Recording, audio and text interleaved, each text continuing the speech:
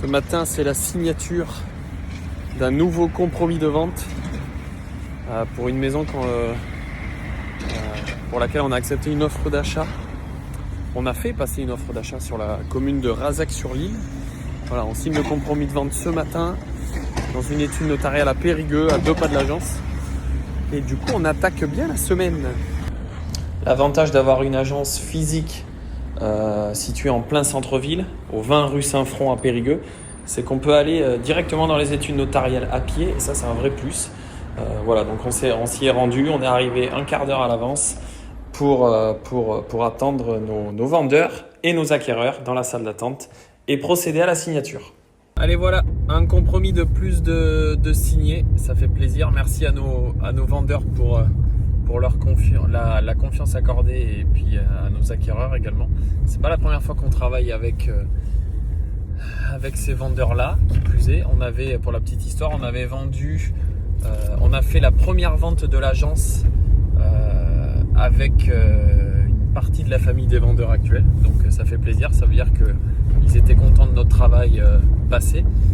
Je voulais faire un petit focus sur le concept de conditions suspensives. Quand vous signez un compromis de vente, sachez que vous pouvez inclure des conditions, et vous devez même inclure des conditions suspensives. Pourquoi suspensives ? Parce qu'elles suspendent la réalisation de l'acte authentique, c'est-à-dire que vous n'allez pas procéder à la réitération de l'acte authentique. Donc ça, ce sont les termes exacts, mais dans les faits, on parle de signature, voilà, définitive, tant que les conditions ne seront pas levées. Donc il y a les conditions dites classiques, qui sont l'obtention d'un financement ou l'obtention d'un permis de construire, ou les deux. Donc ça, c'est les conditions suspensives classiques. Et puis, il peut y avoir aussi des conditions suspensives, on va dire, un peu qui sortent du cadre, un peu extraordinaires. Donc, vous signez un compromis de vente avec conditions suspensives. Là, en l'occurrence, ce matin, c'était d'obtention d'un financement. Voilà. Mais vous pouvez mettre, très peu de gens le savent, vous pouvez mettre ce que vous voulez. Par exemple, moi, j'ai déjà eu le cas où les gens voulaient absolument que les vendeurs enlèvent un énorme chêne qu'il y avait devant la maison. Ils l'ont mis en condition suspensive, c'est-à-dire qu'ils se sont engagés à acheter la maison quand ils auront leur financement, mais aussi quand les vendeurs auront enlevé le chêne. Voilà, alors c'est un commun accord avec l'ensemble des parties, mais voilà, ça peut être le cas. Bien souvent aussi, nos clients nous disent, moi il faut que je vende ma maison avant de pouvoir m'engager sur une autre. Et donc ils ne s'engagent pas, ils ne souhaitent pas signer de compromis de vente.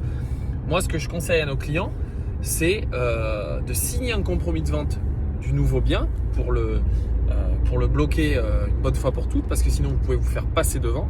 Et par contre, pour vous protéger, vous mettez en condition suspensive la vente de votre bien actuel. C'est-à-dire que tant que vous n'aurez pas vendu votre bien, vous ne passerez pas l'acte du nouveau. Voilà, compromis, il est là pour protéger les acquéreurs et pour protéger aussi les vendeurs, mais en tout cas pour bien encadrer la vente. Et souvent on dit, mais du coup c'est long un compromis. Alors oui, un compromis, en général c'est bien entre 1 heure et 1 heure et demie, 2 heures. Et en fait l'acte, il est là c'est pour ça qu'on parle de réitération, il est là pour confirmer, ni plus ni moins, ce qui a été vu à la signature du compromis de vente.